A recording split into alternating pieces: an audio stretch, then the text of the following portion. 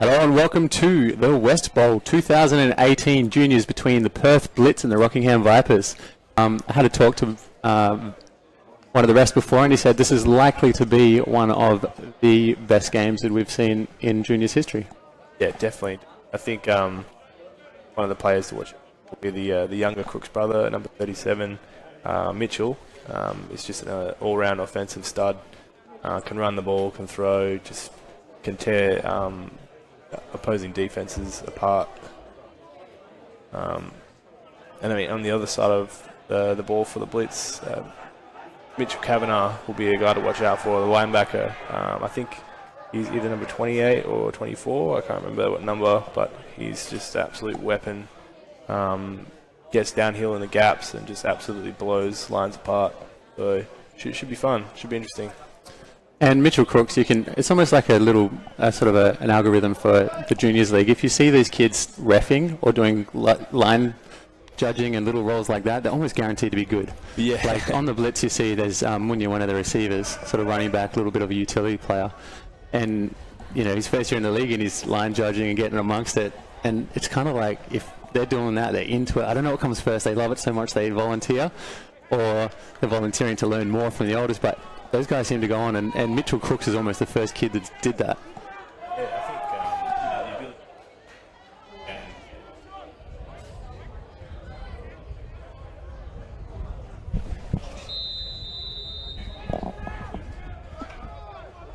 and there's the kickoff.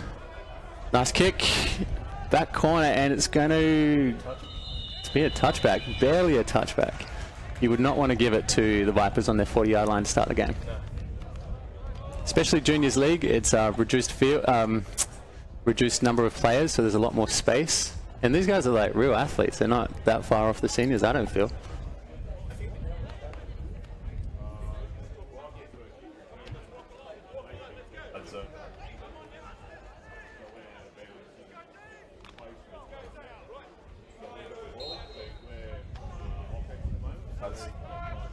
Outside those.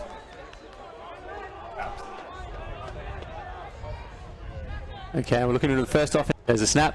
Let's show a four-man rush, and it's a rush up the guts. There's your boy. Mitchell Crooks gains about 6-7 yards.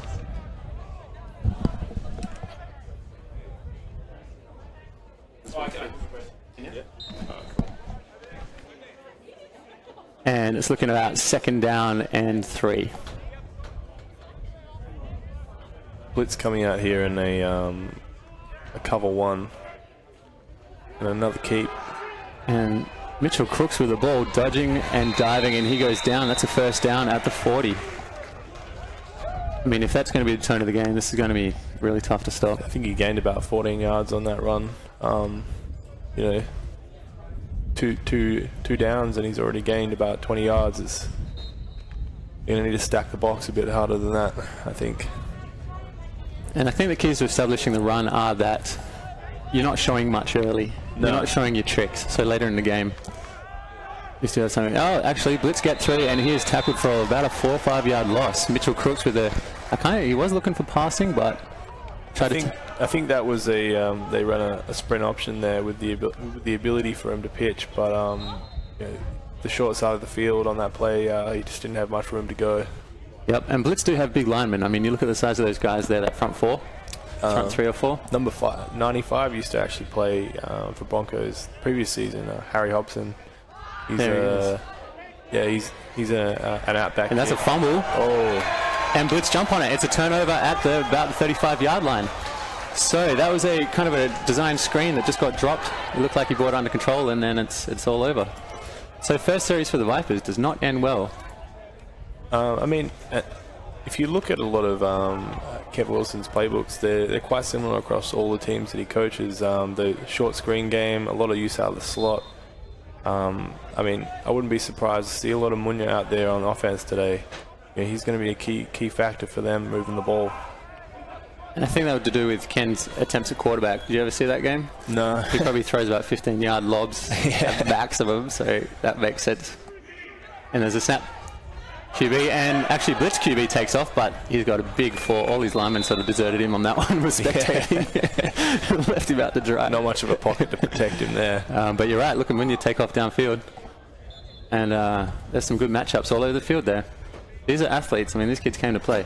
Yeah, I mean, one of the things that we looked at when we came up against the Blitz this season was we made sure we put, when you're in double coverage, like, you've got to respect the kids like that are just dangerous everywhere you put them. 2nd and 10 for the Blitz here. That's the snap, looking downfield to pass. He's got options over the middle, and it could almost be a pick, knocked up in the air.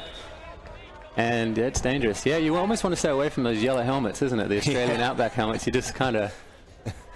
I mean, you'd rather blend in a game. I don't know where they're wearing them. Just like blend in and make picks all day long because they're not throwing it to a yellow helmet. If anything, the yellow helmets make it easy to order ball away from away from that side of the field. Exactly. You want to find, I guess that's the key to Gridiron is trying to find a weak spot on their defense and then just kick on it until they make an adjustment.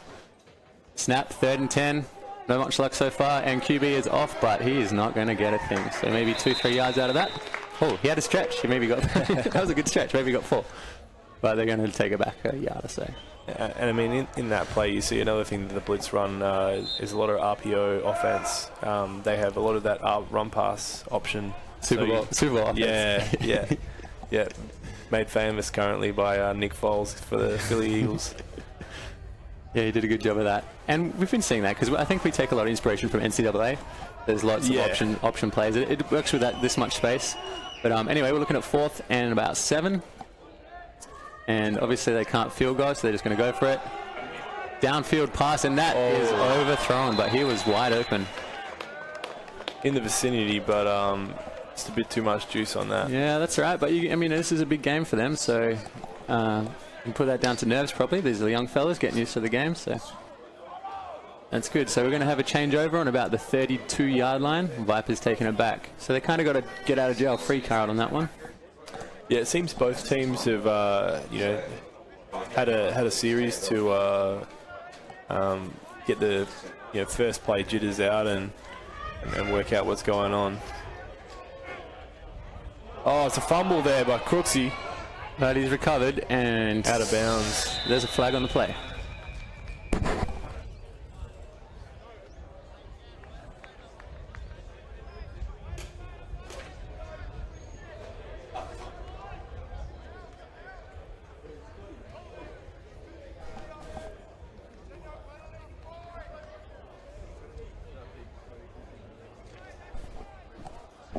Okay, so 0 on the scoreboard, Vipers and Blitz.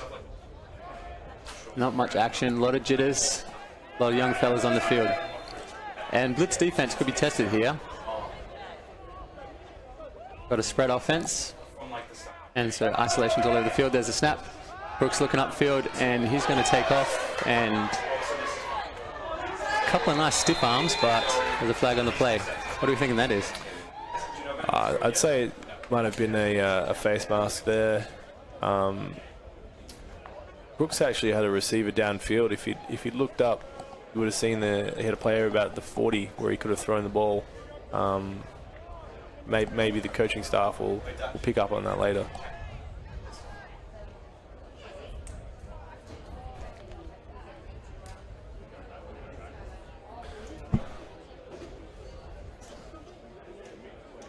Oh, no, it looks like it's against the Vipers. Could have been... offensive face mask? Is there such a thing? No, I think it might have been holding.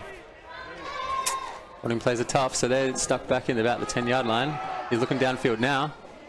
He's hesitated. He could have had the pump. I think he just doesn't want to throw picks at this sort of level, which is, prudence. And he grounds the ball. So 37, they're going to take second at about the 10-yard line. I think good coverage from the Blitz on that play. There was nothing much going for the Vipers offense to move the ball. And in that situation, you're better off just to throw the ball out of bounds rather than force an interception so close to your own end zone. Absolutely. So we're not seeing much from both offenses just yet. But early days, the first couple of pages of the playbook. Vipers going with the spread.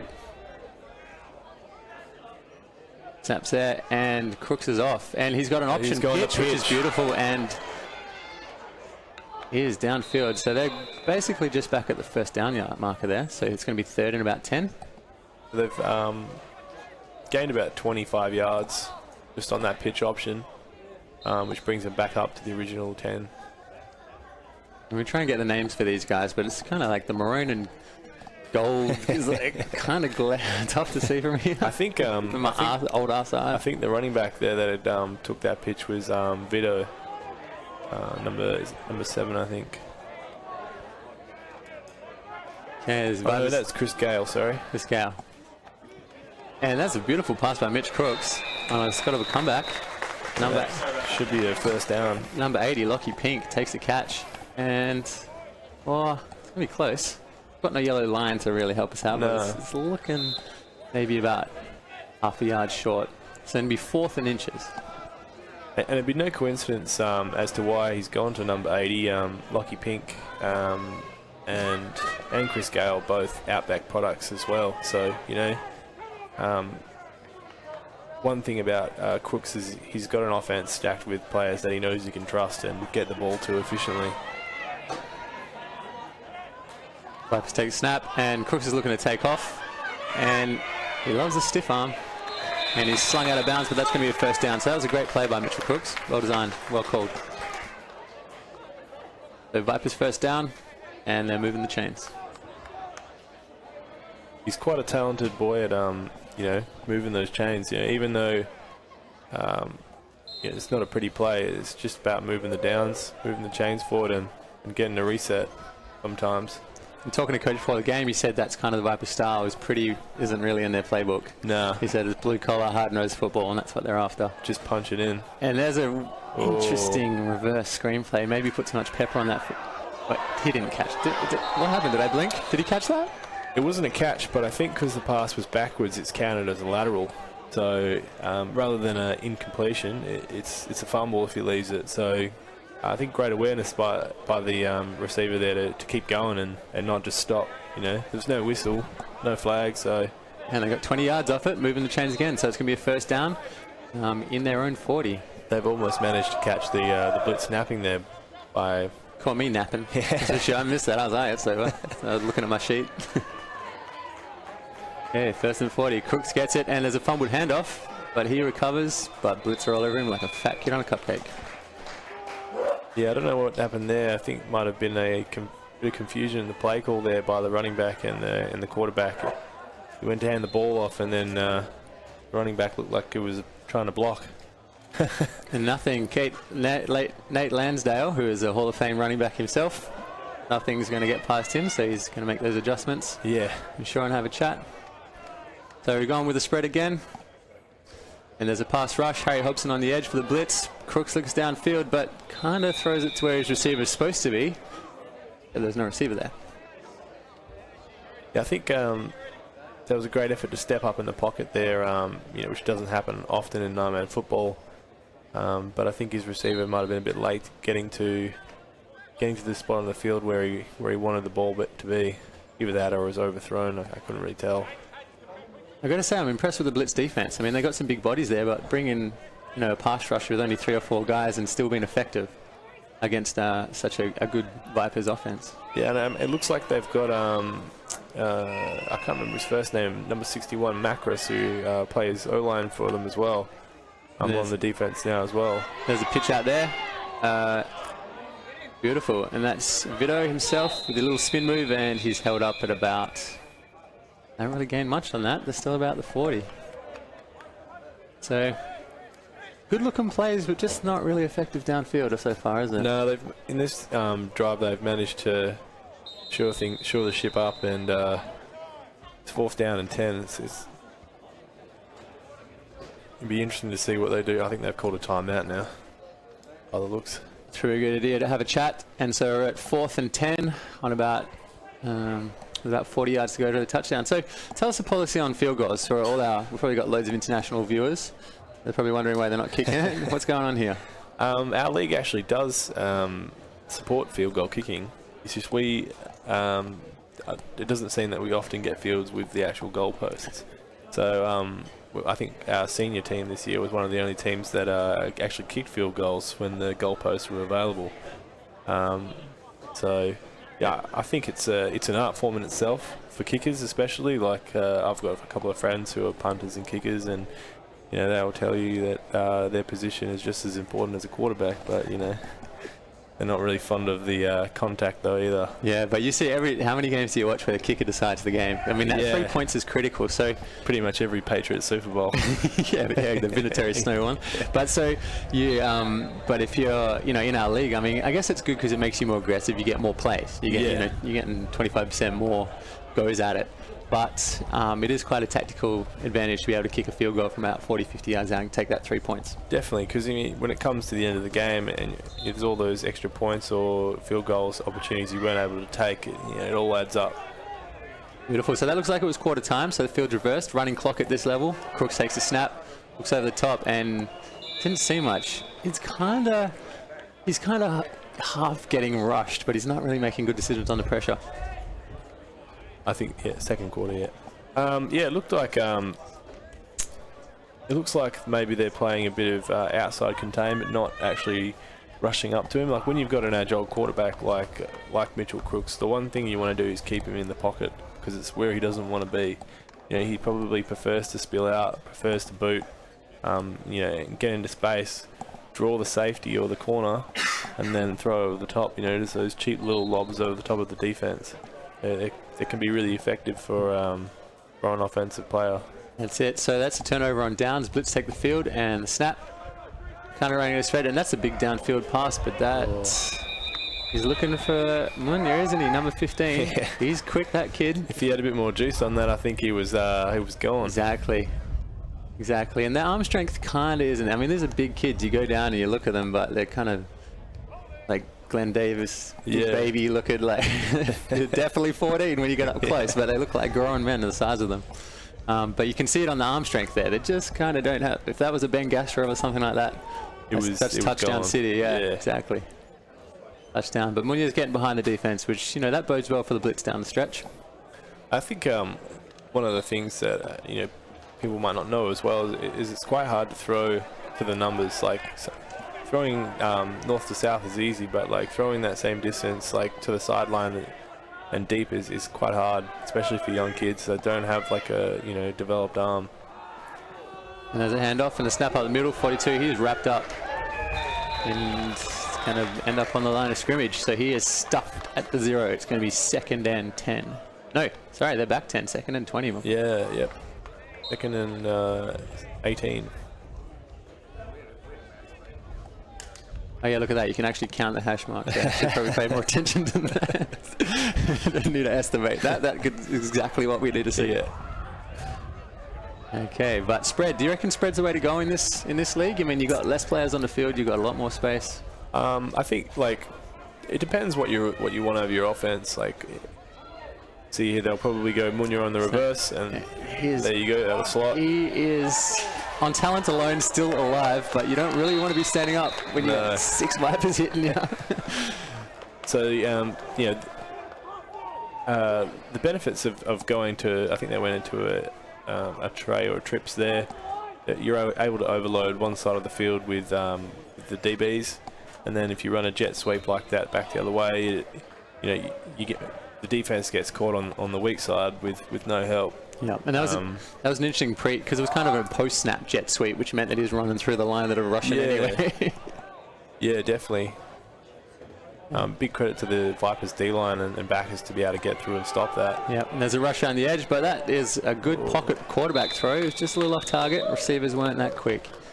And he got a bit of a hit for the fun of it.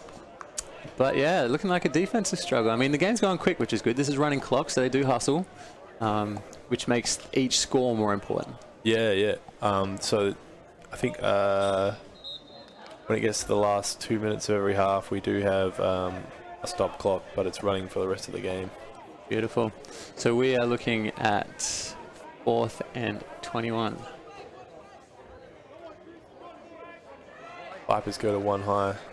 Oh, and there is a free play. I reckon there's a free play. And they're punting. And he's punted quite a nice punt out of bounds. And God, that was a big hit. 28. Who was that? Ezekiel Chapman lays out one of his receivers. Come on, you can't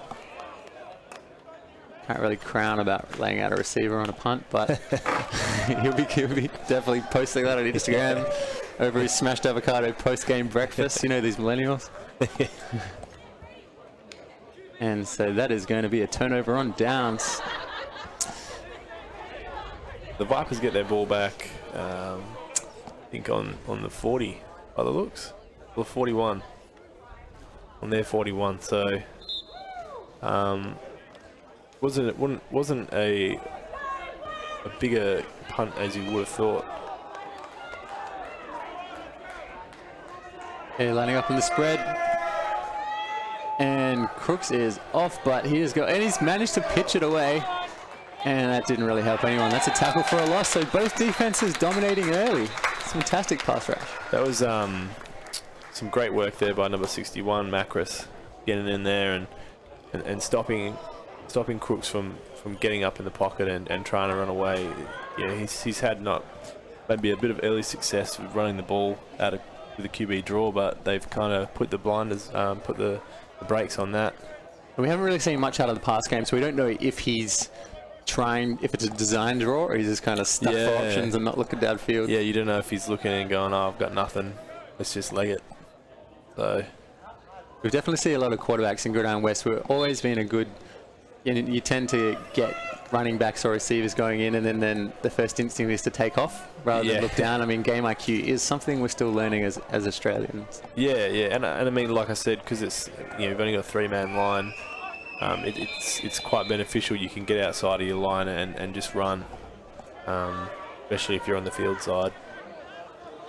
So when we started, we didn't really have a juniors league. So how did you kind of get into the league? You know, when you started, what was how old were you? I actually spent a year at high school in America playing basketball, and then when I was there, I got there in the spring, and the coach I was living with was the high school. He was one of the high school football coaches, and also the basketball coach. So he said, "Oh, did you want to come play football?" And I was just like, "Oh, that'd be pretty fun, you know." Did you know what it was before? Did you watch, the Cowboys dynasty? Yeah, but I didn't really, understand how to play. So, and they just thought, Aussie kid in America, he'll be a good punter. So I was given pretty much bang on with that assessment. Yeah, given the punter's role by default. But I also, I played a bit of tight end and defensive end as well. Yep. And then came back from a year over there and basically got on the old G-Dub forum and. The bear? Was that the bear? I remember that. That was good. Good old days. Back before Facebook. Back before internet, basically. And just found a team. So good stuff. Yeah. So we saw a nice pass just then out of Mitch Crooks, sort of unleashed it. A little bit overthrown, but the pass looked good out of the hand. So he has got a rocket. Yeah, I mean, I've seen it in previous games this season. He's got the ability to launch the ball. I think if you can get the ball down there, you've also got to hold the receivers a bit accountable to, do a bit of work for him as well and work back to the ball or towards it. And we should mention that both teams have lost their quarterbacks to go overseas. So Liam Crooks is going to be playing tight end, and he's not playing quarterback. No, I think he's playing tight end. Oh, interesting. And Ben Metcalf, who was the Blitz, kind of like a big rumble quarterback, big bodied QB, he's left as well. So both replacements are stepping up there. So we are seeing replacement QBs, kind of like the Super Bowl. Another parallel. Just no Tom Brady. Yeah, and now everyone on these teams are good mates. I mean, this is one of the more fabled rivalries in Gridiron West. The Blitz and Blitz formerly used to be the Giants and the Vipers. But all these kids play on the outback. Lots of them are Raiders, lots of them are outbacks, and that's where you make your best friends. Yeah. A lot of these guys are all good mates. They've just come back from camp over in Queensland for the Australian selection to go to the 2018 World Cup in Mexico. Tried to be 17 in Mexico. Yeah. Okay. And Mitch Crooks has just overthrown it. Fortunately, almost a great opportunity there to get a pick for the Blitz defense. Went through a few hands there.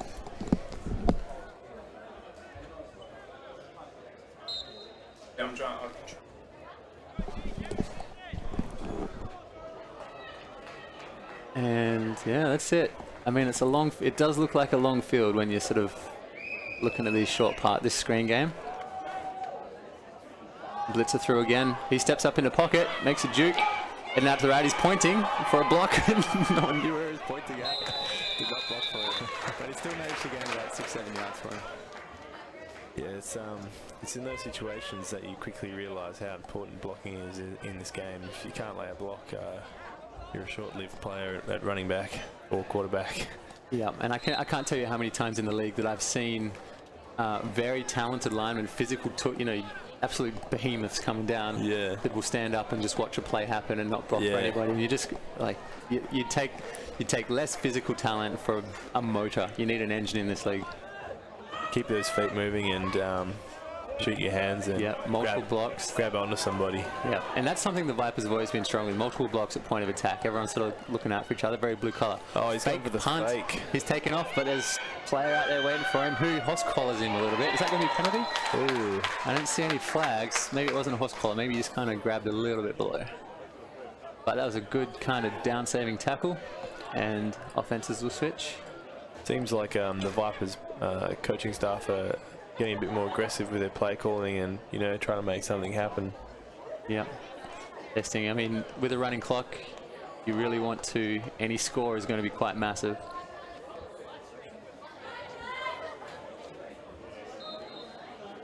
So Blitz take over and looking at about the 55. Wait, there is no 55. 45 yard. 45 yard. Blitz on the Vipers 45. Yeah. Takes a snap, and that's a screen. The Kev Wilson special. It's a little bubble screen. That's going to be good enough for 5-6 yards. Sometimes that's all you need, just a quick pass. Yep. Get a bit of bit of progress on the field, and it gets the team ticking.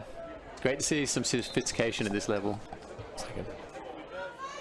Great to see sophisticated call playing, like a nice little well-executed bubble screen. That's good. I talked to Coach Kev before the game, and I said, is he worried about the blue collar play of the Vipers? He's like, we're white collar already. We just want execution at this level. They've got Munya in slot now, so there you go. That's a fake handoff. He's sucked in 4 or 5 people. Missed tackle there. He's bounced off a couple of people. That is number 14. Again, we see the RPO play style from the Blitz, and actually managed to fool that Vipers D-line and get it about 15 yards on that play. That was a beautiful play. So first time we're seeing Blitz deep down in enemy territory. See if they can turn this into points on the scoreboard.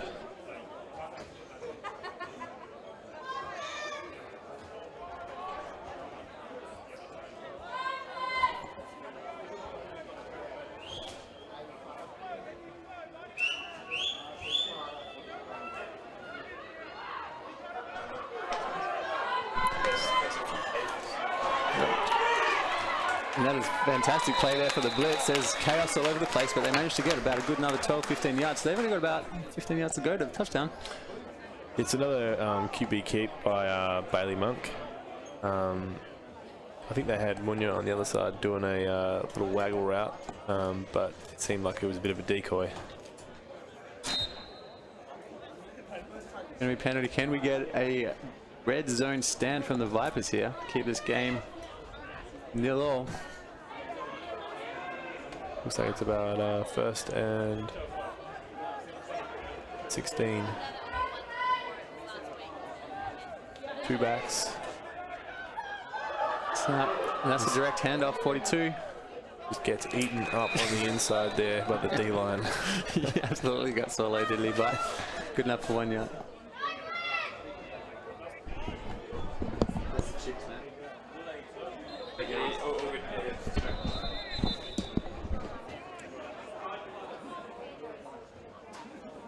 Coach Kev is on the field. He's calling a timeout, and they're going to have a chat about it. So it'll be a Blitz timeout, and looks like they're about second down on the 15.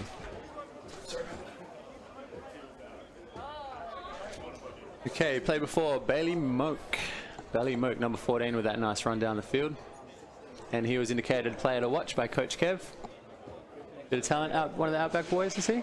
I'm not sure if he's an Outback kid. He might be, but he's definitely he's shown he can run the football when things don't go his way. And I think that's one of the major things you need to be a threat in the junior league here, is you have to be able to run. Three-man line's not really favourable to pocket passes because you don't have two offensive tackles, so you got to have that mobility to get out of danger. Absolutely. And you do see those juniors that rock up and they are advanced, and they tend to be those guys that can steamroll. They're allowed to play rugby or something for their school. Yeah, they're more people, like so they can play Gridiron. They're more like the Cam Newtons rather than the Tom Bradys. Yeah, exactly. Played lots of Madden with Michael Vick. Yeah. Okay, so they're looking second. He keeps it. And that's Bailey again. He's moving the pile. Actually, they're all in, and there's a bit of a ruck going on. Look at that massive humanity. There's about 15 people go to ground, and he manages to gain, looking at about maybe 4 or 5 yards. And that's actually one of the new rules introduced to the league this year, is that you can actually push the pile. It's not like when once forward progression stops. If there's a pile there and you can push it, it still counts. So good to see like the whole team getting in there and trying to squeeze an extra couple of yards. Absolutely. A lot of these players would be converted rugby players, so they'll probably be doing that naturally. I guess that's a good, prudent rule change. Becomes second nature. Yeah. We're looking at about 3rd and 11, I think. And not far from the promised land. Or 3rd and 5, sorry, but on the 11-yard line. I need a space, but again, the corners for the Vipers haven't really been tested. There's some dangerous weapons on the Blitz. Yeah, I think the secondary haven't really been involved in the game too much so far. There's a fade open on the corner there. We got Munya at wingback. Far corner, slot receiver. Interesting. And there's a snap. He's going to look for Munya, but he needed to look to the out on the other side, didn't he? Munya's going to take a snap, and he's going to go over the line. So that is crowd favourite Munya. Not Tomo. Munya. And they do the little chest bump and all this stuff, and they're pumped. The Blitz get first score on the game. First blood to the Blitz. Didn't really see that coming. I thought Vipers looking good. They're good in the first half, but Blitz just steamrolled them down the field. A few good plays and got to the distance. And it was a clever little play setup.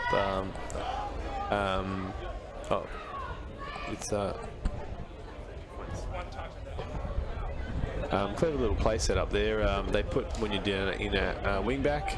It looked like he was just on the line or off the line, sorry, to lay a block, and he's done a little chip and a quick out. So they're going to go for 2 on this, which is part of the no field goal policy of Gridiron West. Takes a snap, and he's got someone over the middle. And, that is beautiful. They get the 2-point conversion. So that's number 18 there, Tom Paskov. Tom Paskov, so with a little dump over the top, he was wide open on the out. So 2-point conversion, that goes 8-0, Blitz up. It was a nice little pump fake there to lure the D-line into trying to block the pass rather than actually make the tackle, because I think if they'd gone straight in for the hit, that he would never have made that pass. But that's situational awareness and a great play there by the Blitz quarterback. That's it. Blitz second string making good decisions. That's what you want to see. Depth in this league, especially quarterback. Yeah. I mean, there's not a lot of kids that can step up and execute it. And when you've got one that can, you've got to hold on to him. So there's no kickoffs in Juniors League, so they're going to get the ball at about the 35. The snap, hooks with it, ducks his head, and he takes off. Nice juke, double hand, switches the ball, and he's run out of real estate. I think he's up to about the 43 there. Yeah. But he does need to get his team involved. He can't do it himself. Blitz defense are probably too good for that. Yeah, I mean, they've already shown that the Blitz defense is, able to shut down this high-powered offense from the Vipers. Exactly. We've got some Blitz fans on the Facebook feed. Ellie Macris. Go William Macris. He used his full name because that's his grandmother. Usually you only hear that when you're in trouble. William Macris. Yep. So that'll be number 61 for the Blitz. Yep. He's a good youngster. He's having a great game. Grandmother, we like him. He's a nice young man. He's always got good manners. One of my juniors is on there as well, Chris Tolafoa. Can you tell because of the spelling mistakes? No, sup coach. All lowercase. Yeah. Chris, goodness, Chris, pay attention to English. Come on, son. Okay, and definitely, I think you're bang on. Vipers are looking a little bit more aggressive, a lot more downfield. Yeah, I think, you know, if you get caught behind on the chains, it gets tough. Balls a snap, fake handoff, running back misses his block. Running back there, just let him out, hang him out to dry. I think the D-line, for the Blitz there, might have even got a hand on his arm, because it looked like the throw was interfered with. Yeah. It looked like it, you know, might have had the arm hit as he's following through. And that was, what number is that? I can't quite see, but the Australian helmet there, running back, just spectating, kind of didn't really know what to do. Needs to make a move and get a block. Doesn't matter who you hit, as long as you're hitting somebody. I think it's 85 for the Vipers. Jake Gridiron. That's Vito, but say that one? we don't want to call him out too much. Vito? Yeah, Vito gets it. It's a handoff, and there's a number 81. They didn't really help us out with these jersey numbers not in order, right? How did they do this? In fact, it's not even alphabetical order, so we're going to be searching our notes every time. Thanks, coaches. Thanks for that. So I think we're about, well, they got the first down by the looks. Yep, moving the chains. They're on their 47-yard line. So just in front of halfway. So we've got a bit of breathing room now. And you can try a few things on offense. Good looking coaching staff on the Vipers there. A couple of Hall of Famers. Yeah, I had the pleasure of being on the other side of the ball with Nate Lansdale last year, so you know, the hard man to tackle. As a player? Yes. Oh yeah. Yes. Cement bowling ball. Yeah. You know, I weigh about 100 kilos at the end, and I think he took me for a ride for a couple of yards. He's got the center of gravity around about his knees, the bottom of his shorts. And lots of space there. Open field tackles. They aren't going to get him. Doesn't look like it's down to the cornerback now, but no, Blitz get numbers back. Great second effort from the Blitz. Mitchell Cook goes for about 20 yards there. Yeah, he's gained about 20, and it just shows the elusive skill of this player. He was able to dodge about 5 players and juke the whole way up. So, you know, when he gets in space, he's a dangerous player. And I think in his early years in the league, he was more of a head down crushing people, because he came into the league at 6 foot something. And yeah, he I think he was more of a rock pounding running back, and you know, kind of like a Nate Lansdale, where if you got in front of him, you were kind of had that mentality of I'm going to get crunched. Yeah, exactly. And Vipers have been known for that. You've had some massive downhill runners. I think we're at half time now, by the way. So the Blitz are up 8-0 against the Vipers. Still with a half to go. I've got to say the refs are looking tight. Look at the awesome matching. All good, coming off as a unit. There's a good team, strong team there for the juniors. It's the best dressed they've been all year. Yeah, exactly. Yeah, they're looking sharp, except for that guy maybe. No, he's looking good. Even Taz is on time. Yeah, exactly. So Blitz, they got to be happy with their efforts for half time. 8-0, going up, and that is, you know, a decent margin of score. That gives them a bit of a cushion.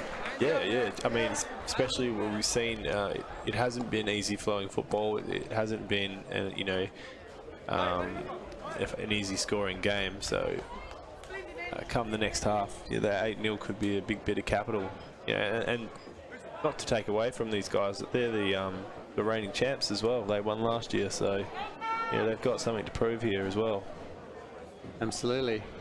Okay, so we're going to go take a half-time break, because we're at Perth, Italia, and they've got a fantastic bar, cheap.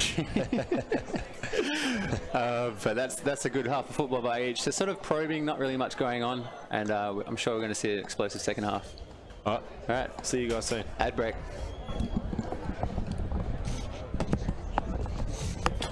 Sorry for those issues. No, that's all good. Cool. Cheers, yeah. There's it's just stressful having it. Good now, 15 minutes. Okay. Yeah.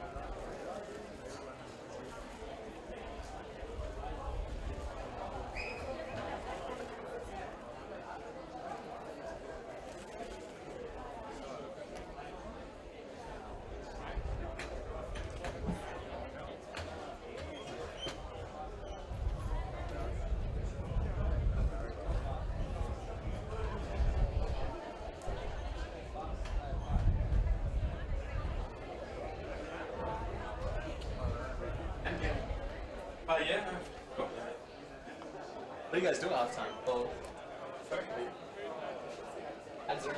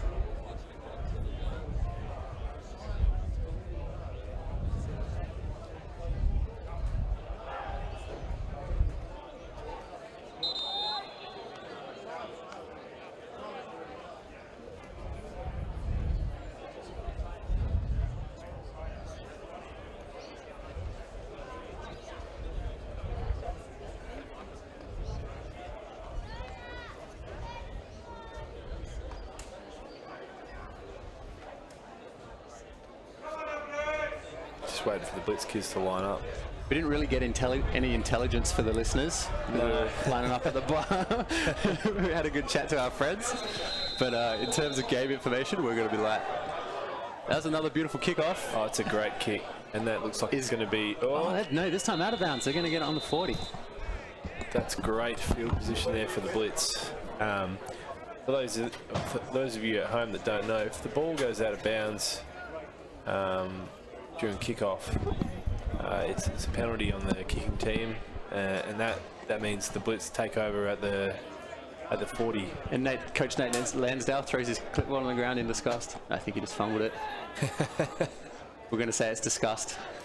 Nate Lansdale is not a man to show emotion, except pure happiness and like good reggae vibes. You ever seen his play a cover of Stevie Wonder's Superstition? He's a great guitar player and singer, I've heard. Have you never seen him? No, I've heard, but I haven't seen or witnessed. He's unbelievable. If you are into multitasking, actually, we'll watch his play and then I'll continue on. So Blitz take over on the 35. Empty set. And there's going to be a screen out there. Well-designed screen, but the lineman doesn't pick anyone up. He does his job, but he's just too far downfield to be effective. It's a nice little bubble screen there on the three-man side. It really stretches the offense out when they go to 5 wide, like, into empty. It really puts a lot of stress on the DBs if they can't do their job. You can get caught napping real easy. So they're going to take the hash on the right-hand side there. And look at that space over on the left. Munya is in one-on-one coverage. Full wide on one side. That's a big-looking receiver. He's giving him plenty of room. But if he hits him on a slant, it's curtains. He's got a hook route, and he didn't really look up in time. He just sort of got rushed, and that was over. And he's cactus on the ground. I'm not sure if that was design run or if that was the right decision there. I thought if he'd hit Munya, he had a one-on-one. Could have been a big play. Absolutely, one-on-one in the slants there. I mean, Taz does look formidable as the ref standing back there, but he's definitely not going to be confused as a junior DB anytime soon. That slant was wide open. So there's no isolation. They're playing sort of a stack trips kind of looking thing on the right-hand side. About 3rd and 9. Pass rush comes. Munya is aggressive, but talent alone gets him those 4 yards. Didn't really have anyone out there helping him. I think that's the downside. If you run that jet sweep with all your players stacked to the other side, if the Vipers catch on to that, you're not going to get much distance. Yep, and you might be looking down the barrel of a pick. You're setting up something like that. No, because it was a reverse handoff. So, see how they're going 4th down, 4th and 7. That's our tech having his first beer. And he keeps. There's a quarterback keeper. Nope. He's reversed the field. He's got blockers on that side. And if Oh my God! We want to say sorry about blowing out the audio on that, but that was Munya coming back from receiver and just laid the smack down on the right linebacker pursuing his QB. That kid is a baller. He's kind of gingerly getting off. I think he's just taking a breather. He's probably knocked the wind out of the whole league. There's bodies. Boy, wowee. There was bodies on the turf. I'm not sure who that Vipers player is, but he ain't feeling good. He doesn't look like training he's stuff feeling okay. And I think the parents in the crowd are finally getting a bit of, this is what we signed our sons up to. This is we let them play. All those CTE documentaries. The Will Smith fight. Yeah. Exactly. So Vipers have taken a knee as is protocol for the injured player on the field. Blitz show a sign of respect and take a knee also. Yeah. And I mean, all respect to Munya as a receiver. Not many kids will come back from doing a route or whatever concept he was running to make a block for his man. And so he's coming off the field. That's number 25, Jack Cummings, coming off the field. Jack Cummings is coming off the field. Is that the guy that got hit? Because he must have staggered about 10 yards and then fallen over. Yeah. But he's getting a standing ovation from the crowd. And by standing, I mean seated ovation. Yeah. Still good. But yeah, he got a bit rocked in that, and he's headbutting. He's with his concussion, headbutting his teammate with a helmet on. So you know, Jack Cummings, we don't really know if your person is a thinker. I don't know what's going on. But anyway, it takes a snap. The game continues on, and I guess that was a case of going through the motions. We didn't really check out the defense on that one, threw into some trouble, and that pass got broken up. Just to answer a question here for some of the people watching the live feed, Craig Lyons is asking why some of the people have yellow helmets. The reason that is the yellow helmets for the kids that are represented Australia. The Outback colours are yellow and green, so those kids out there in the yellow helmets are actually have represented the country. That's a pass and another drop over the top. So there's the yellow helmet boy, not quite able to make a play on that.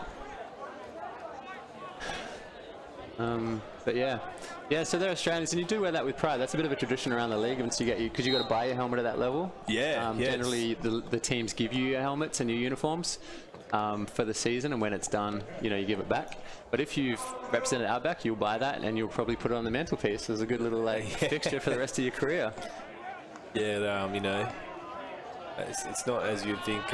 You've actually got to pay for the thing, so most people, you know, spend $800 to get a nice speed flex. Yep, you want to get the best. Yeah, so it looks nice and swaggy when you're out in the field. Yeah, and that is like, you know, we've got helmets on our mantelpieces and jerseys up in frames. So this is what you do when you're young and you're an athlete. You want to sort of like, you only get one crack at it. Yeah, and, definitely. And you sort of put that up in the pool room for when you're getting a little older.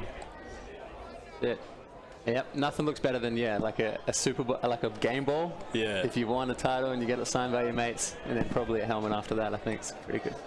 Good little trophy item. Yet to win a bowl, so yeah, you know, I'll experience that one day. Hopefully. Wait, you didn't win one? No. You're part of the Vipers dynasty. No. You just dang. The only Viper. You're probably the only person who's ever played for the Vipers that didn't win. Come on. That's one of the greatest dynasties in Gridiron West history, to the Rockingham Vipers. Very storied franchise. Yeah.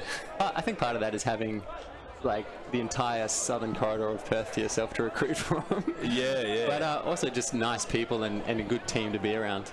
Oh, and you know, I think there's a great culture in that club with a mentality of winning all the time, and you can tell it stretches from the juniors.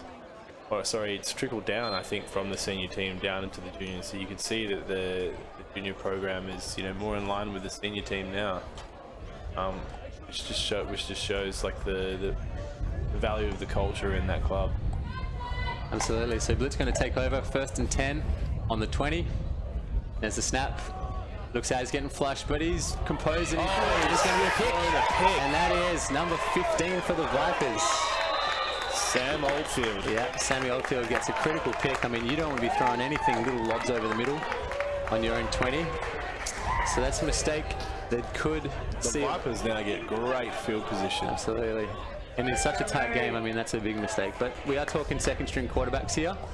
They're a little inexperienced. And I guess that's good for the home viewer. I mean, yeah, if you've got no dog in the fight, you want to just see a tight game, you know, good end of game plays. No one loves a 50-0 blowout. No one loves that. No. I feel like that might be what the senior game's going to look like, but let's see how we go. Okay, so they're showing spread. Mitchell Cook's in there. Gets a snap, and he's going to quarterback keep, but he is a beautiful, solid tackle there in the open field, and that's Rondell Thorne.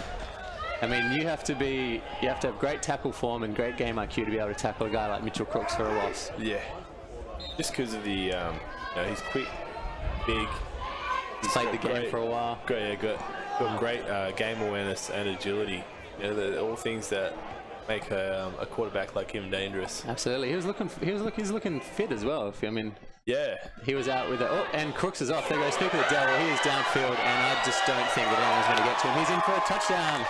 Mitchell Crooks, number 37, the big baby. And Viper's going nuts. Look at that. This kid's loving it. And that's exactly what we were just talking about. You know, he's a kid that, if he gets that lane, he can just blow the game wide open. Yeah, you don't want to. I mean, when you're a cornerback and you've got your guy to worry about, and then all of a sudden you turn around and see that come downfield, you're not going to be too happy. Well, you know, what we tell our cornerbacks, sorry, you know, if the guy's bigger than you, then just go aim lower. Yeah. Aim lower, but Mitchell Crooks, you know, there's not much you can do about that. He's a big fella. But yeah, I was saying he's looking fat because he did his knee, I think, last season, and he was a reffing for a while, and they get free hot dogs, so he really definitely put on some kilograms.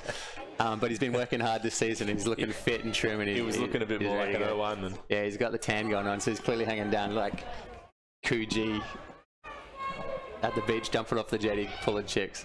Mitchell Crooks, it is going to take it in for a 2, but he doesn't quite get there stuffed. Good stop. So actually, that's quite an important play for the 2-point conversion. The Vipers are now down by 2.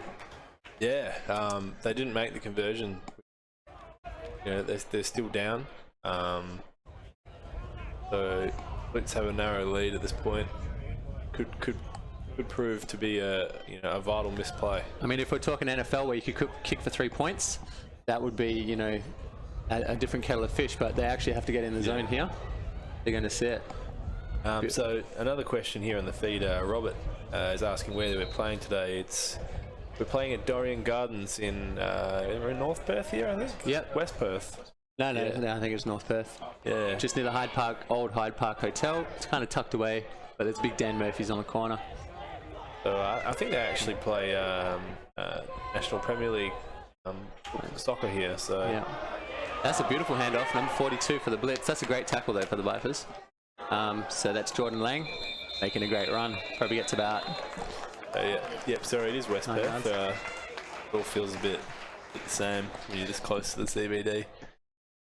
That's good. It is nestled between apartments. Look at that apartment block at the end of there on the south side. They got beautiful view. That's probably why they don't allow field goals. Yeah, exactly. To be landed in their front line. You can see all their washing on the line. There might be a few broken windows. Exactly. No one seems to be out there. I'd be out there with a scotch watching it. Maybe I wouldn't be watching soccer from there, but... Yeah. Okay, so a tight bunch, split backs. 2nd and inches. So this is kind of a free play, but they're going to go with a handoff. And that's Jordan Lang again, 42. Just grinding down the field, 6 plays. I mean, if they can march down that, you don't need to air it out and take risks. You can just grind it. No, I think the smart thing the Blitz are running here is that they've realised that the interior run has worked. The last 2 plays, they've gained about 10 to 15 yards. So they're just thinking, look, we're going to run the RPO, read the handoffs, and just play it safe. You know, there's no need to throw the ball, like you said. Yep, keep those. You want to keep those plays, those trick plays for the end of the season. Keep something up your sleeve. For the end of the game. Same formation again here. It's another handoff, 28. Oh, he kind of gets lifted and dumped. And I think that's Mitchell Kavanagh actually at number 28 there. Kavanagh's not. Oh, there he is. This would be number 6, Kavanagh. Oh. 28, we don't have on our list. Maybe his jersey shrunk in the wash or something. You know, these kids don't know what they're doing. I'm sorry. These kids probably do their washing. They're good lot, these ones, actually. I like them. Yeah, I think 28 is Kavanagh. Yeah. And it's bracketed. He's going again. He's going to rumble downfield. Maybe get another 6. And really, if you do the maths, you only really need 4 yards on a run play, and you're going to get there. So keep that going. If it ain't break, don't fix it. I think getting a timeout here. But I mean, probably one of the bonuses of being a running back and a linebacker is either way you're running headfirst into somebody else. So you know. The only difference is you're holding a ball. Yeah, exactly right. Exactly right. Well, you kind of get to do the hitting at running back. You sort of figure out who you're going to hit. A linebacker, you kind of have to, if you know, like you were saying before, trying to tackle a guy like Nate Lansdale, you don't kind of wouldn't chosen him. No. To have the ball if you could have had it again, but good. But yeah, Mitchell Crooks. I mean, do you think he's going to play seniors? What's his deal? He could definitely play college if his brother is. I would think so. I would think he would definitely have college prospects with the level that he plays at every game. It looks like we're actually at a quarter time now, so we're going into the last quarter here for the game. I think the Vipers need to get a stop here and go back down the other way to get a win. Yep. We did mention early in the game, referee Taz said this is going to be the best juniors grand final that maybe we've ever seen, potentially, based on who we've got playing. Better than last year's. Yeah, last year's was pretty good, but I don't know, maybe he's a hype guy. Maybe I did say give us some tips for the game, and Maybe he's just doing He the did right used to thing. play for Rockingham. That's it. You reckon has he made a good transition to referee?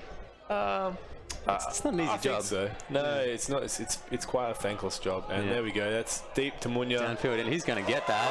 And that is a touchdown deep. Munya, easy as you please. He is a superstar. They've even nailed their celebrations. Look at that. That's 2 touchdowns for him today. Yeah, Munya Matema, receiver, running back, can do it all, that kid. Beautifully thrown, beautifully over the top.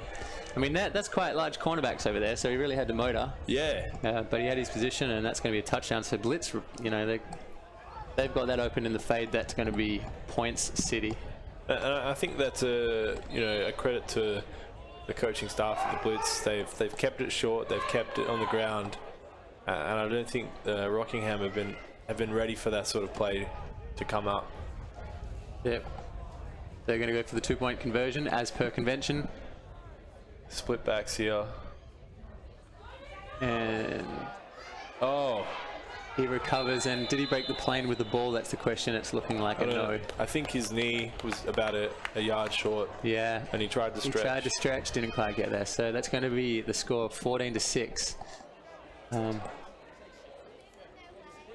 That's it, yeah, 14-6 there. So that is a 1-score game still to draw it, but a tough ask for Vipers against a solid Blitz defense so far. So what happens if it's a tie? Do we go to overtime, or yeah, what happens? We've got there? soccer goals, so we can have penalty shootout if we want.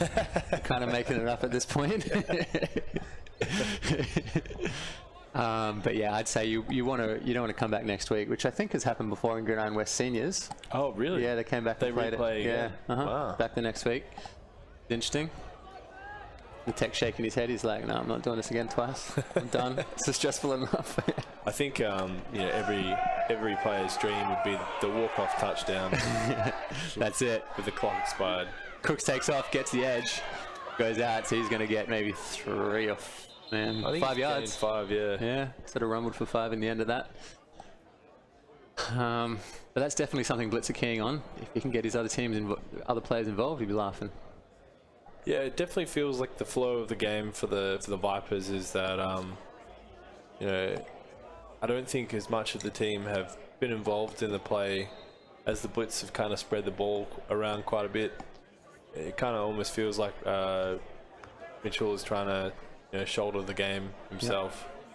Yep, and that can be a star player thing. Like, football isn't a game where you can have one player take over. This isn't basketball, and you do need everybody involved. So Mitch Crooks goes around the corner again. And I mean, his talent's undeniable, but he did go down 2 yards, and you just can't take on a whole defense yourself. No. Absolute. 11v1 never works out well. Yeah, or whatever. American football is definitely a T game. You can have your stars, but everyone needs to do the job next to them. And Vipers are blue collar. They know about looking out for the person next to them. Yeah. Growing up on the mean streets of Palm Beach down there. We like to call Rockingham Palisades, Hollywood Boulevard. Piper's coming out in a spread, and the Blitz cornerback is very deep there. No, they're in empty there with a tight end. And it's looking like it's going to be a timeout for Nate. He wants to have a chat about it. Get some water in. That's it. Good fellas. So the score is 6-14. Blitz are up by 8. So this is a running game clock. Except for the 2 minutes, then they're going to stop. Refs have got the clock. We've got some indication on the scoreboard, but really that's just to activate the scoreboard. So the thing works, but the game clock will be kept by the ref. So they'll give indications to the coaches and the team captains. Yeah, I mean, really only the coaches will know how much time is left in the game, and how tight it is. But I'd say. From a coaching perspective, you probably want to hang on to as many of your timeouts as possible. Yep. They can become quite valuable at the end of the game. Yeah, when you're playing Madden, you accidentally hit that start button and call a timeout. You're like, damn, I needed that. Damn it, take that back. That's it. All right, so I wonder if Nate's got plays up his sleeve. What's he holding on to here? He's in Did he give him something special? Tray empty, it seems here. Yeah. Crooks unleashes. There we go. And that's the completion over the top. And that's Vito. Yeah, that's it. Vito makes a play, and he gets about 15 yards. So the timeout seemed to work for the Vipers there. Nate imparted some genius, and Crooks unleashed it early. That's a great play. Bit of a change of strategy, change of tactics from the Vipers there, and it paid dividends. You know, they gained about 15, 20 yards. And I think, like, if you run the ball all game, you make it too easy for the Blitz to work out what's going on. That's it. So he hits Jake Rangel straight up in the numbers up the middle. They're going to run it to follow up. Try and suck in some of that defense a little bit more. He's maybe going to get 3 yards. Great job. Well, we can see now that Vipers have got that possibility. If they get there, we might have a tight game. And that's always good viewership. Yeah, I think they're only about, were they on the 35 or the 37. So we've got to say how proud we are of the juniors league this, I think. These are all good young men and well coached and well drilled. Really good development going forward. There's a lot of good coaches. Every team has a great juniors coach and role models. Oh, that's a beautiful cutback. Number 7 there to the outside. And he's going to go all the way. Oh. Almost all the way. So close, but that was a beautiful run there. And the defense just stopped Chris Gale. Yeah. I think he was about 5 yards shy of a touchdown there. Exactly. 2 or 3 jukes. Just sort of gave himself real estate on the outside and then juked when he needed it. Christopher Gale is a superstar. He's one of your all-stars, is that right? Yeah, yep. He was one of the players that I predicted to have a big impact in this game. He's been a bit quiet, but I think, like the coach has said, they were going to rotate him and Vito through at running back. You know, just sort of like the 1-2 punch combination for the Vipers. That's it. And this drive's taken all of 4 minutes, so they've really gone downfield to make an impact. So Blitz need to have a good start red zone defense here. Keep it. Yeah, this would be keep him out. Big here from the Blitz. Crooks are going to take it. Hasn't really worked out. Loops back. And he's got defenders. Bounced off. Get up. That's Harry Hobson missing that tackle. He needs to get up, make another play. He's got blockers, and he goes out of bounds 5 yards. So he's run the length of the field. Didn't quite get there, but Blitz got through. Yeah, I think even though the play got blown, I think the Blitz kind of came out on top there. Crooks had plenty of opportunity to throw the ball away. You know, a lot of the Blitz defenders were committing to him as a runner. And I think the Blitz even gained about 5 to 10 yards. Mitchell Crooks is looking gassed going back. He's got hands on hips trying to catch his breath. I mean, he ran a lot of yards then just to get that -5. Covered a lot of yards territory for nothing. That's you know? it. And I think that's what fitness is about. I mean, if you're gassed, you're not making good decisions. And as a QB, your decisions make or break you. So it's looking like there is an isolation on the outside, number 88. Could be open there. Brooks is calling all plays. Takes the snap. That's going to be a handoff. Very slow handoff though. Kavanagh blitzes and it seems to work. Oh, he kind of dumps him into the turf. Gale gets a face full of grass. That was a great play there by Harry Hobson. Yep. Yeah. He's a beast, that kid. I think big fella. Must be about 3rd down now. About 6 yards. I mean, the Blitz haven't really changed much defensively the entire game, and they haven't really needed to. They've been playing pretty well. That Will Bevan, Jets receiver, thinks there was a missed horse collar on there for sure. So Will Bevan at home in his bedroom still arguing with the refs. Sounds like him. Okay, oh, he goes for the pass, gets kind of stuffed and rejected. Oh, he throws a pick. Blitz are loving that, and he's got blockers downfield, but he's going to run out of real estate. And he's still in bounds. Oh my God. He's toe tapping and he gets back to the 40. That was a great play. Who was that? Where is he? Number 5. Where's that 5? Nath Smith, linebacker DB, jersey number 5. That is a massive play for the Blitz. Could be a game changer. And that those sort of plays really suck the sails out. You've gone and done an 80-yard drive over 7 minutes, and you just don't poke it in the end. That's tough. And I mean, and on top of that, the DB who makes the interception returns it for about 40 yards. Like, oh. Yeah, he looked like he was done in the 10. And then he sort of like toe tapped his way down the sideline past the Vipers boundary line. I was waiting for the who's that Steelers coach? The Trips? What's his name? Mike Mike Tomlin? Yeah, he's already sticking his foot out, trip the dude. I was making fun of them from the. This isn't the Vipers of old. These guys have ethics and morals. Split backs. Yeah, Off you can play it. Oh, well, direct snap to the running back. 28, Mitch Kavanagh. And the pile moves, kind of grinds for about 5 yards. I mean, I can't really. How long we got in the clock? Does it say for you guys?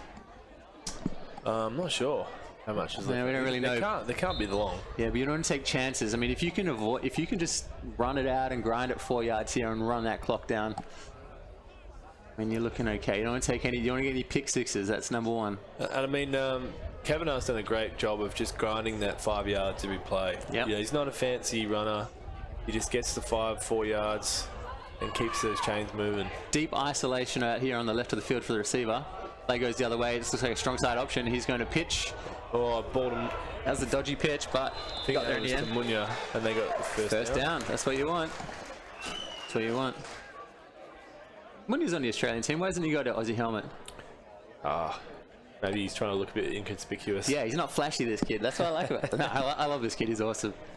He is, he's the kid you see reffing on the seniors games, and he's pitching in, like I said that. Yeah, he's not flashy. That's good. I remember there was a game we were playing against him, and JR said, our coach JR said, "Oh, Munya, why haven't you got a touchdown yet?" And of course, the next play, you must have gone back and said something to the coaching staff. And JR said, "I haven't got a touchdown yet." Yeah. Oh, slips a tackle and goes for another 12. When you came back on the next play and absolutely torched us for about 40 yards.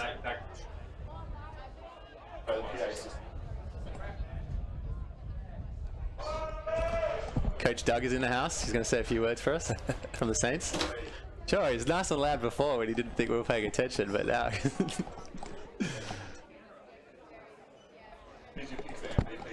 For this one? Yeah. Who's picked for MVP for this game? Well, I don't know. I guess that depends on who wins. Because if it's Vipers do pull it out, it's got to be Mitch Crooks. He really hasn't seen anyone else on his team. But probably Munya. I guess that coach over the top was unbelievable so far. Munya's got the 2 touchdowns. Yeah. He's clearly been the best player for the Blitz today. Yep. The get out of jail free card. Yeah. Yep, that's his nickname. There you go. He's christened now. That's it. Look at that isolation on the receivers over there. I'd like to see that. A cornerback shouldn't really be winning one-on-one battles in an offense. And there's a fake snap. Nope, he hands it off. Goes for 5. So this is probably typical Kev Wilson play calling, isn't it? You know, the little traps and the little sort of like outside runs and sort of changing up on the runs, playing it safe. He is a good strategic coach. Yeah, he uses a lot of screens, a lot of short passing routes, and then they kind of bring those deep balls like the touchdown we saw before as a sort of like a. They don't usually throw those. It's like a catch you off guard sort of thing. Suck you in. Yeah, get you up playing man on the wide receivers. Make them think we're only going to throw short all day, and then they'll throw a deep one. Yeah, so Ben Metcalf we got on the Facebook from America wants to know how much time left. Ben Metcalf, you should know that we have absolutely no clue how much time is left in this game because this is Gridiron West and we don't know that sort of information. No, there's time in the game. So we're in the quarter. We're in the fourth quarter. Yeah. We can't. I mean, running clock. Sure, so we haven't had the 2 minutes yet. It must be close to the end now, I'd say. That's a shame. I want more game out of this. I think we need to have an extra 2 quarters or 6th. Direct snap. Nope. And he's going to get 3 yards out of that. Yeah.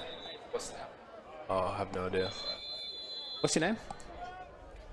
Mitch, the technician's asking how much time. He's new here as well, so he also does not know how we operate. We don't have a clue. The game just sort of ends and that's it. But looks like another timeout here from the Vipers. And Kev Wilson no doubt wants to tweak his wing tee from the 1940s. I don't think I've seen that offense since I played high school. That's going back a while, you know. I think the Jets tried it for a year and that didn't really work out either. So We had, I think, 2 wide receivers, and the rest were either like tight ends or tackles. That's funny. I was actually I was cleaning out my bookshelf at home and I found the old playbook from like 2004 Giants, I think. Yeah. And it was like 7 pages long, and it had like 16 plays total, 10 run plays, 3 passes, 3 special teams plays. It was just like, I don't know what it was. This game has come a long way since then. I mean, you talk to like, if you sign up to a team, they send you PDF files of like hundreds of pages of like, you know, 3-point techniques and 5-point techniques. And I'm actually, me and Mark Richardson, the Jets coach, designed a playbook for the All-Star game. Oh, yeah. We're coaching the North, and yeah, about 30-40 pages long. Probably going to get a bit bigger because the kids learned it so quickly. Did they? Yeah. Get out of here. Yes. They're not doing high school. They're studying. When you get stuffed in there, it's stuff for a loss. Yeah. That's it. That's interesting. So for All-Star games, so there are 3 combined teams from the North? No. So How's it it's work? actually the Saints, the Jets. The Saints, Blitz, and Vipers are all the South. So it's the Jets, Steelers, Wolves, and Broncos are the North. Feels like the goodies versus the baddies there in that team. Nice clean-cut kids from the I think South. so, but I think that kind of balances it out a bit. Yeah, that's good. All I can say is our line for the North team are looking pretty good because it's 11-man football. It's not 9. That's it. There's a punt. Oh, stuff punt. Number 7. He's going to recover though. He's having a look around. This isn't really what you want to be doing, but he picks it up cleanly, makes a cutback. But look at that on the special teams. You see all those Vipers standing around running the other way, running towards. They need to turn around and start getting blocks. Yeah. You can't be just looking at the ball. So that's a little bit of an experience there from the special teams or the punt offense. I mean, like from my playing experience, special teams is the most fun because you get to go and hit somebody for free. Do you know what? That was the least fun for me because I think like the first 3-4 years on the league, I was like this tiny little kid because there's no juniors league when we started, right? It's a new thing. So we're going like grown men kicking your butt. Yeah. So special teams, you sort of like, you know, you're getting hit by these huge dudes, but that's his critical phase of the game. Gets a snap, and it looks like there's going to be a dead play. I think that might be offside. Yeah, on the offense by the looks of things. So they're going to march back a couple of yards. And I mean, these are the sort of things that you see start creeping into a game when players get tired. Yep. Their concentration starts going, and you know, things like remembering the snap count, or you know, it sounds easy, but when you've played 58 minutes of football. Just trying to catch your breath at this point. Mitch Crooks unloads, floats, but there's blitz everywhere. Oh. And that QB, cornerback, goes up, makes a play. That's number 11 for the Blitz. And the receiver, Aiden Spencer, makes a deep like play. he might have hurt himself there. Where is he? Well, Number 80 is running back. Probably hurt himself with Lockie regret. Pink. Another Australian product. Probably injured with the regret of that missed opportunity there, because if he caught that, he could have been away. If only they could have kicked a field goal. Yeah. Crooks lines up, second and about 15, and that's another dead play. If that's on the Vipers, they're going to be in big trouble. The Blitz clapping there, so it's signaling offside there by the Vipers. And this is been a pretty well officiated game, and we haven't seen too much of the ref interference. It's been quite free flowing, and no arguments from team captains. So 2 very well disciplined teams. A question here from Liam Crooks. Whose playbook is this? can't help but think there's a bit of sarcasm in that. Liam Crooks, did you call your brother before the game, wish him luck, or are you just like all about you now that you're off to college? Did you call him and just say, look, Mitch? Oh, Mitch fumbles a snap, speak of the devil, and he stays on his feet. Recovery. He could be away. He's down. He's gone for a first down at least, and he's finding what? He's gone back. It depends where the ball spots on that one. They might pay forward progress, I think, and it looks like someone's down with a knee. That's number 85. That's your Jake Vito. That's Vito's down, but that was a massive play there by Mitchell Crooks to keep the Vipers alive. Kind of Eli Manning-esque with a scramble. Yeah. Although I never remembered Eli being so mobile. Yeah, I don't think you could make a run like that even in this league. Yeah, I was He'd thinking... get nailed by one of the Blitz defenders. Harry Hobson would kill him. Yeah. Yeah, that was a good little escape, and that, that's still a game there because that is a first down. But we don't want to see Vito injured. He was critical on the Vipers offense, and he looks like he might be cooked for the game. Yeah, I mean, not even is that a loss for the game, but it's, he's in contention for an Australian spot, and I'd hate to see a kid miss out on the World Cup from an injury. Yeah, he can go and drink tequila. Wait, what are they, 19 now? 18, 19? No, yeah, I think they're 18. There you go. So Yeah. he's going to go as a water boy and just be drinking that tequila over there. But Liam Crook says he didn't think that he would need the call. Looks like he missed out on the pep talk. So Liam, if they lose, this is on you, buddy. As a fearless leader, I don't think he can didn't do even that call to his him. baby brother until they let him know. It's the tough love. Exactly. But those kids are going to be having a blast over there in the US. And if you're watching Gridiron for the first time, make sure you get down and play a season. You never know where it can lead you. If you get a free education out of it, you're laughing. And 80's down the field, looking good across the middle. He makes the catch, and I think he caught, well, I'm a receiver, so I'm biased, but I think he caught that, became ball carrier, and then he kind of fumbled, recovered. And they're going to spot the ball right there, so that's bang on. They're going for a spike. And they're going to hustle. So it looks like they're going to stop the clock. So even though we don't know what time it is, it's all going to happen. But I don't know if you'd spike at this moment and waste the down. It's a tough call. They're still a good 40 yards out, but they're going to take snap, make spike. Great. And Match Kavanagh's going to blush through the line. It was a great catch Yeah, there anyway. by Lockie Pink. I think Mitch Kavanagh thought he could catch that spike and make it a pick. Yeah. That was an amazing catch. That's it. Is that Lockie Pink, number 7? Well, I think number 80. So I think he established himself as a runner, and then as he started to make a move, he fumbled the ball. So look, the Vipers can pull it back here. Yeah, Mitchell Crooks, despite no support from his older brother, makes a fantastic play, and he takes off down the field and gets kind of held up. Oh, Blitz win it. They're celebrating. That's time. And that's game over. Blitz are the Gridiron West Junior Champions for 2018. Back to back. Well, that escalated quickly because we were still expecting plenty of game left in there, but Blitz are pretty happy with that. And that was a well-fought, quite evenly matched game. No blowouts, which is number 1. No, that was a tough game for both sides, and look, credit to the Blitz. Like, they played their game. They obviously had a quite, well-executed game plan, and it got the job done. And there's hugs on the field. The lineman getting tackled while he's sitting down. Probably a few tears in there. Very emotional. That's good stuff. So your pick for MVP? It's got to be Munya, I think. I like Munya. I mean, as a receiver, you're always at the mercy of your quarterback. So he was catching, the good ball, good deep ball there. So QB can be a pick, especially as he's second man up. But I think if a receiver, if you're making 2 downfield plays and catches to win the game, it's kind of going to be hard to go past Munya. Yeah, he's the whole reason.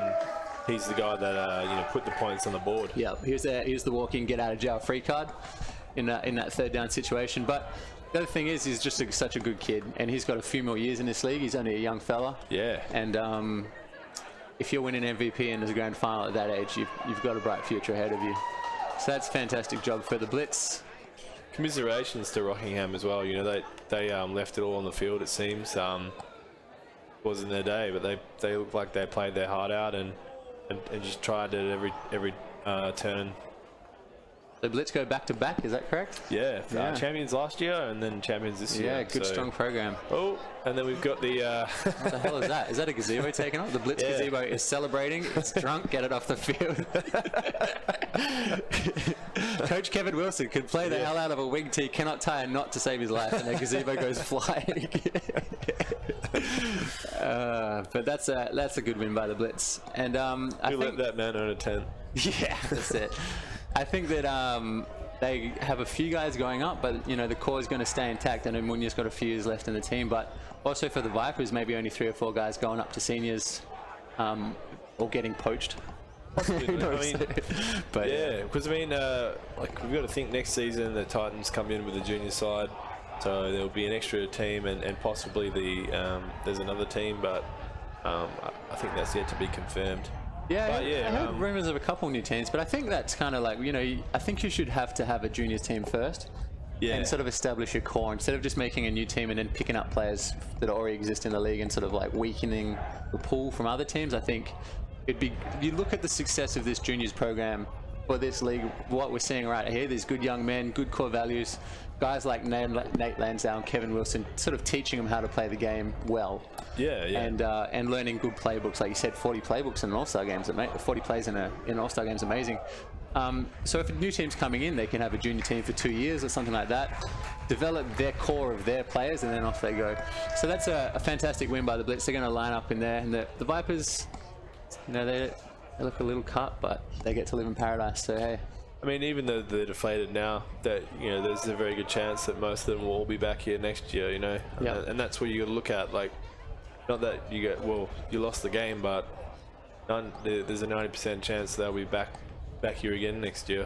And when they go up to seniors, they're joining the Vipers dynasty. That sort of look like they're going to automatically win it most years, so they have their chance of success down the track. Yeah. So next up, the next game off the ranks is going to be the Perth Broncos versus the Perth Blitz in the Women's League. And this will be probably another game that's going to be quite a close contest. That'll start at 3:30 at Doreen Gardens here. So the women's game. Have you watched much of the Women's League this year? A little bit of the Blitz. They've got quarterback Lou Devine, who's a machine. Yeah, she's got an arm. I've seen her throw. Yeah. I don't think the Broncos are much of a throwing team, but they've got a great defense. And they've got a great run game. So, who's coach for them? Zach Adams. Zach Adams, okay. Yeah. I thought JR might take it on with that after the Angels success with the Angels. I think he had his hands full of seniors this year. Sure, yeah, that's good. But look, I think I'm a Broncos man, so I've got to go on my own. But yeah, it'd be interesting. I think the Broncos players. Who have we got here? We got Kelly Hopkins, the Mike linebacker. She's the women's director. So I think she'll probably play a big part on that defense. I don't know if you've watched any of the games that she's played, but when things don't go right, she starts shouting and usually fixes things pretty quick. The imports are good. Yeah. She puts her angry face on. On the Blitz, we've actually got a few ex-Angels on here. So we've got quarterback Lou Devine, who didn't play Angels, but she's an awesome quarterback. Nicole Harvey, Tegan Brown, both very experienced players on the field. Actually, that's quite a list there. So I think they're going to be hard to beat the Blitz on this one. I think, which player was it? Ree. Yep. I think she incurred a leg injury last week. I think, from my mind, Grace Honda injured her knee. So if she plays, that's a big in for the Blitz. A massive in, so hopefully for them they've got a full healthy team and makes it one hell of a contest. That's it. Now you can see the Vipers and the Blitz mixing here on the field. They're all good mates, came together, and they know that the game is bigger than any one individual. So it's good to see. Yeah. I mean, there is some hope in the world. Liam Crooks there still copying their responsibility. Hey, you bailed, buddy. It's on you. Nah, it's cool. Now, let us know how you go over there, by the way. Juniors can touch, because it's a pathway that you guys are forging that we want a lot more players to go over and see what Australia can do to the US stage. And I think this moment right here shows what we meant by the lock between the two teams. Is that after such a heavily fought game and a tough loss on one side and a great win on the other, both of them can come together and celebrate Gridiron West and the league itself, and not it's not all about one team. Absolutely. Look at the haircut on Will Macri. His grandmother still online. You ever talk to him about that? That is just odd. Okay, thanks everyone for coming down to. So who do we hand over to for the next game? Junior men. Who's taking our spots? What, the talking? Yeah. No, but they're not as good. Nah. They haven't got a chance. They got a hard act to follow. Are you sticking around for the seniors? Set the bar high. Yeah, I've got it, mate. Yeah. I mean, if anyone at home's watching, the Vipers are probably the most exciting team to watch in Gridiron West. You just literally finished saying you're a Broncos man, and now you're talking about still that Viper runs deep. That Viper runs deep. I'll start off by inviting. And Dougie doesn't look too comfortable on the mic. Saints coach, manager, utility. Here we go. Now we got a man on the mic. This is Nate Lansdale. Look at that voice. To the spectators. Look at that comb over. Round of applause, spectators. It's awesome to see. That's it. That is how you work a mic, people. Every year, I've been around for a little bit now, and it's really great to hear the crowd and the boys appreciate the support. To all you boys, what a game of football! What a game of football! It's awesome. He's got his hand on his hip. This is a show. On the other side, it's one of those things where I just love football, and all of us coaches are all in there, and we just love football, and it's great to see that quality of game. Realistically, it's just like to be part of that. I'm honoured and very proud of every one of you that was out there today. To my boys, The man bun on number 9. Who's that? Call him out. First batch, first training. Benjamin Phillips fixed that haircut ASAP. Having such a successful season, it was an honour, and I hope to see you all back next year, and we'll go at it again. To the Blitz boys, congratulations. It's a great feeling, and well done. Great round of applause. Great speech by Nate. We weren't expecting anything less from him. In case you haven't looked, go onto YouTube and type in Nate Lansdale Superstition. Watch his version of Stevie Wonder Superstition. It is out of control. Oh, he's on YouTube. Oh yeah. You catch him at the Silver Stands Hotel Mondays and I don't know, but he plays around the place, and he's kind of got this funk version of everything. It's awesome. He's an amazing musician. Yeah. I'll have to get on top of that. He used to play in a Rage Against the Machine cover band with Kieran, his brother, on the drums. And that is Munya. Look at him. He's a humble kid. I like him. He's got a smile. Make a speech. Go, son. There you go. He's looking at me. He's surprised. He's like, he didn't think he was going to get it. Who, me? I'd like to thank everyone for coming down and making a great game, great atmosphere. I'd like to thank the Vipers for giving us like a challenge all season long. And yeah, thanks coaches, coaching us and stuff. Yeah, thanks. And he's ready for Miami Dolphins training camp. I think there's a hole there. They might be looking for somebody, but here's a great kid. That's it. Well-deserved MVP for Munya. The new J Train. Kev, Yeah. come and speak on behalf of Blitz. And Victoria's coach, Kevin Wilson. Also big on Civilization 6 forums. First off, thanks Vipers for a great game today. It's always tough playing you guys, and you beat us twice during the season, so it was actually good to get over the top of you today. You made it as tough as you could. To my boys, dug big, played hard. A few boys will be well until we saw tonight, but congratulations on a great season. This is a man that's never held a microphone before. Pointing at the crowd. We don't get you guys on the field. Coaches.